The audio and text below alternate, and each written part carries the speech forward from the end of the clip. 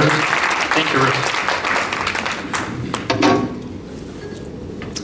Disclaimer, the tomatoes that are provided by the caterer are for consumption only, not to be thrown at the comedian. Stan, I'm watching you.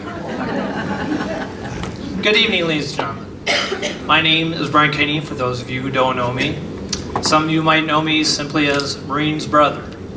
Some of you might not know who Marine is. So Marine, why don't you stand up and wave, or do a curtsy or a cartwheel. This black and white number that Marine is wearing is designed by Ralph Lauren. It was originally modeled by Cindy Crawford. Marine's interests are reading, hiking, picnics by the lake.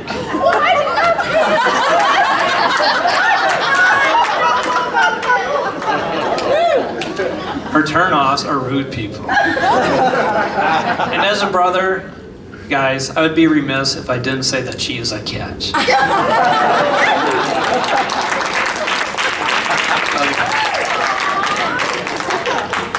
Genesis. In the beginning, God created the heavens and the earth. Or the other way around, or not. This is a Reader's Digest version because I only have 10 minutes. So, God created the land and the seas, and He said it was good. He created vegetation, and He said it was good. He created the sun and the stars. He said it was good. He created the fish and the birds. A little audience participation here. It was good. Got it? Right on. He then created Adam. A little poignant pause here, because he never said it was good. Doesn't say that in the Bible. Read it. I know. Right away, from the very beginning, he was screwing up. God is saying, no, don't eat dirt. Ugh, good me. So Adam's job was to take care of the garden, in the Garden of Eden. One of the other tasks he had to do was to name the animals.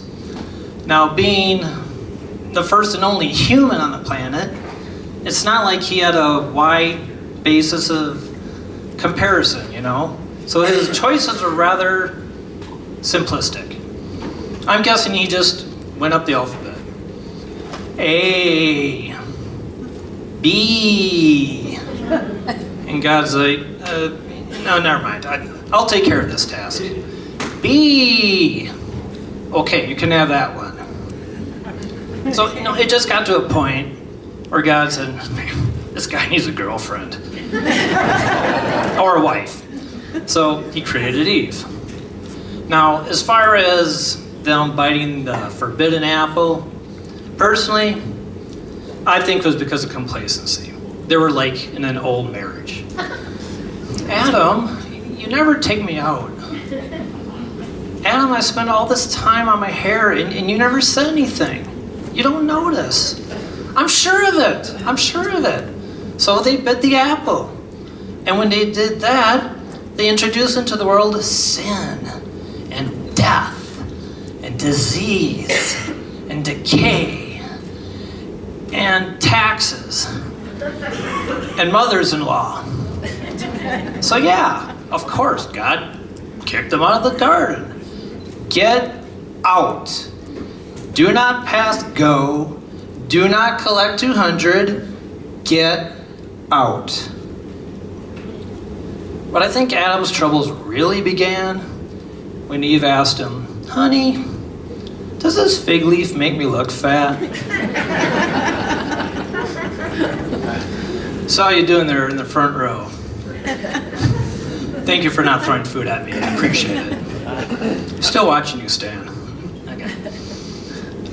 That looks good. Are you going to eat that? Or mine? No, never mind. So, you in the front, you can see my shirt. You can see that I'm wearing the wrong size. But you can also see that I like comic books. For those who can see this t-shirt, you might have seen the ad on Facebook. It's got Jesus sitting with some Marvel superheroes. We got Hulk and Captain America, Spider-Man, Iron Man, and Thor. And I love the message. Jesus says, let me show you how I saved the world.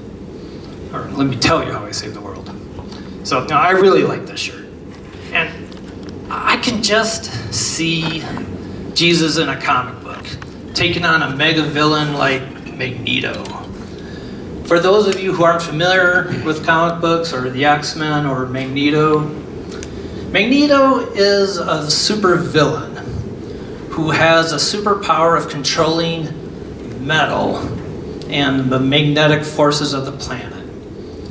And so I can just see Magneto just up in the air in a classic supervillain pose, surrounded by shiny, sharp metal, ready to strike Jesus down. And Jesus is standing in the middle of the road, kind of like Clint Eastwood. Are you feeling lucky, punk? Are ya? Lucky? And Magneto's closing in. And if this was a movie, there'd, be dramatic music playing. And Magneto's closing in. And Jesus just waves. And, actually, he doesn't even need to wave or I Dream of Jeannie, because, he's Jesus. All he has to do is think it, and boom, all that metal's gone. Magneto's sitting in a plastic jail cell, strapped in a plastic straitjacket. And Spider-Man's over there by Jesus saying, well, that was anticlimactic. And I'm not sure how Jesus would work in a superhero team. Because he might say, Thor, dude, you're a pagan. And Doctor Strange, you do sorcery. And Ghost Rider, dude, you're a demon, get out of here. But back to the Bible. I don't recall what disciple said it. If it was Matthew or Bartholomew or Oobleck. But, or maybe it wasn't even said at all. I don't know. But I could just imagine a disciple saying to Jesus, hey, Jesus, if you don't mind me making a friendly suggestion, just a little constructive criticism. You know how when you speak in parables and similes, can't you just give us a straight answer? We're men. We're simple. And ladies, that's exactly what you have to look forward to. Men are stupid, okay? Just accept it. I don't understand him. He can shoot a deer from 250 yards away and he misses a toilet. Oh, disgusting. And guys, yeah, you're a guy. You're never going to understand her, okay? It's not required that you understand her. Just love her. Love. That's all it boils down to, is just love them. What, have I ever been married? What, are you crazy? Oh, no. Don't get me wrong, I would love to be married someday. Wow. So, anyway, a friend of mine from the Southeast, recently on Facebook, she wrote, the humor today is so mean and it puts people down. And I'm like, well, yeah, she's got a point there. So I typed, oh, but I love sarcasm, it's hilarious. And then one of her friends chimed in and said, well, actually, the original meaning of sarcasm, it comes from a Greek word. It means literally to tear the flesh apart. Oh. Well, that explains why I'm single. That and the comic books. Anyway, one last one and I'm out of here.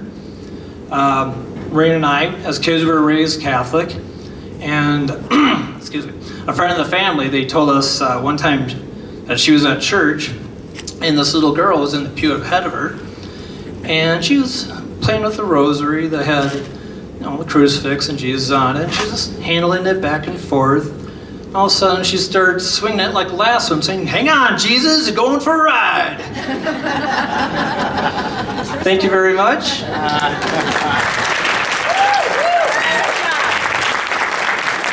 If you like tonight's comedy routine, please mention my name, Brian Kinney, in some kind of social media. If you did not like it, my name is Dan Lane.